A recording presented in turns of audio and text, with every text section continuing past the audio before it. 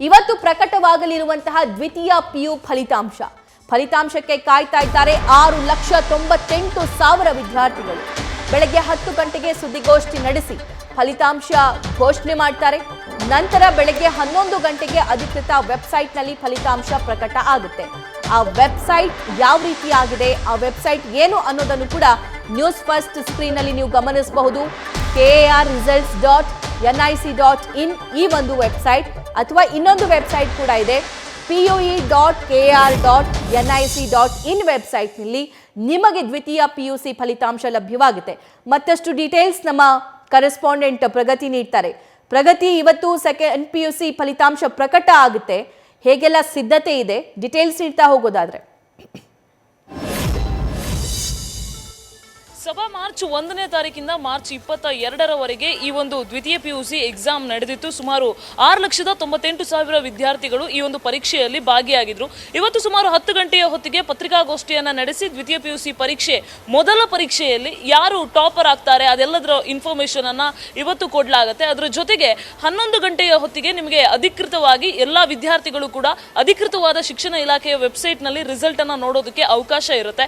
ಈ ಸಲ ನಿಮಗೆ ಗೊತ್ತಿರೋ ಹಾಗೆ ಬಹಳ ಸ್ಪೆಷಲ್ ಏನಪ್ಪಾ ಅಂತ ಹೇಳಿದ್ರೆ, ಈ ಪೂರಕ ಪರೀಕ್ಷೆ ಅನ್ನೋ ಒಂದು ಕಾನ್ಸೆಪ್ಟ್ ಅನ್ನ ತೆಗೆದು ಹಾಕಲಾಗಿದೆ. ಅಂದ್ರೆ ಈ ಸಪ್ಲಿಮೆಂಟರಿ ಎಕ್ಸಾಮ್ ಅನ್ನುವಂತಹ ಒಂದು ಪರಿಕಲ್ಪನೆ ಏನಿರುತ್ತೆ ಅದನ್ನ ತಗೊಂಡು ಬಂದ್ರೆ ವಿದ್ಯಾರ್ಥಿಗಳಿಗೆ ಎಲ್ಲೋ ಒಂದು ಕಡೆ ತಾವು ಫೇಲ್ ಆಗಿದ್ದೀವಿ ಅನ್ನುವಂತಹ ಅವರ ಮಾನಸಿಕ ಧೈರ್ಯವನ್ನ ಕುಗ್ಗಿಸುವಂತಹ ಪ್ರಯತ್ನ ಆಗುತ್ತೆ ಅನ್ನುವಂತಹ ಕಾರಣದಿಂದ ಶಿಕ್ಷಣ ಇಲಾಖೆ ಈ ಸಲದಿಂದ ಏನ್ ಮಾಡಿದೆ ಅಂತ ಕೇಳಿದ್ರೆ, ದ್ವಿತೀಯ PUC ಎಕ್ಸಾಮ್ ಅನ್ನ 3 ಪರೀಕ್ಷೆಯನ್ನ ನಡೆಸೋದಕ್ಕೆ ನಿರ್ಣಯ ಮಾಡಿತ್ತು.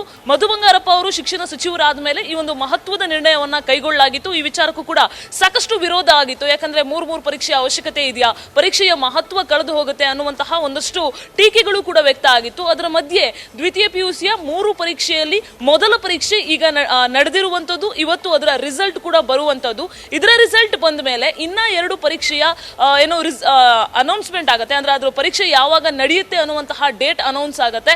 ಈ ಶೈಕ್ಷಣಿಕ ಸಾಲು ಅಂದ್ರೆ ಡಿಗ್ರಿ ಏನಿರುತ್ತೆ ಆರಂಭ ಆಗುವ ಮುಂಚೆನೆ ಈ ರಿಸಲ್ಟ್ ಅನೌನ್ಸ್ ಆಗಬೇಕು. 3 ಪರೀಕ್ಷೆಯ ರಿಸಲ್ಟ್ ಅನೌನ್ಸ್ ಆಗಬೇಕು. ಇಲ್ಲಿ ನೀವು ದ್ವಿತೀಯ PUC ಮೊದಲ ಪರೀಕ್ಷೆಯಲ್ಲಿ ಅಂದ್ರೆ ನೀವು ಫಸ್ಟ್ ಎಕ್ಸಾಮ್ ಇವಾಗ ಆಯ್ತಲ್ಲ, ಈ ಎಕ್ಸಾಮ್ ನಲ್ಲಿ ನೀವೇನಾದ್ರೂ ಬರೆದು ನಿಮಗೇನಾದ್ರೂ ಅಂಕ ಕಡಿಮೆ ಬಂತು ಅಂತ ನಿಮಗೆ ಅನ್ಸಿದ್ರೆ ಇನ್ನೊಂದು ಸಲ ನಾನು ಬರೆಯೋಣ, ನನಗೆ ಇದು ಏನೋ ನಂಗೆ ಸ್ಯಾಟಿಸ್ಫ್ಯಾಕ್ಷನ್ ಆಗಿಲ್ಲ, ಕಾರಣಾಂತರಗಳಿಂದ ನಾನು ಚೆನ್ನಾಗಿ ಓದಕ್ಕಾಗಿಲ್ಲ, ಇನ್ನೊಂದ್ಸಲ ಎಕ್ಸಾಮ್ ಬರೆಯೋಣ ಅಂತ ಅನ್ಸಿದ್ರೆ ಇನ್ನ 2 ಎಕ್ಸಾಮ್ ಅನ್ನ ಕೂಡ ನೀವು ಬರೆಯುವಂತಹ ಅವಕಾಶ ನಿಮಗಿರುತ್ತೆ.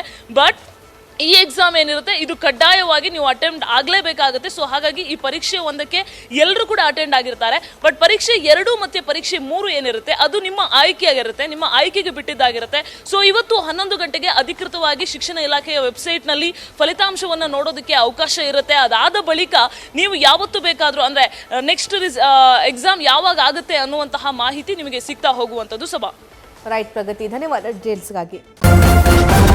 ನ್ಯೂಸ್ ಫಸ್ಟ್ ನಿರ್ಭೀತಿಯಿಂದ ನಿಮ್ಮ ಪರವಾಗಿ.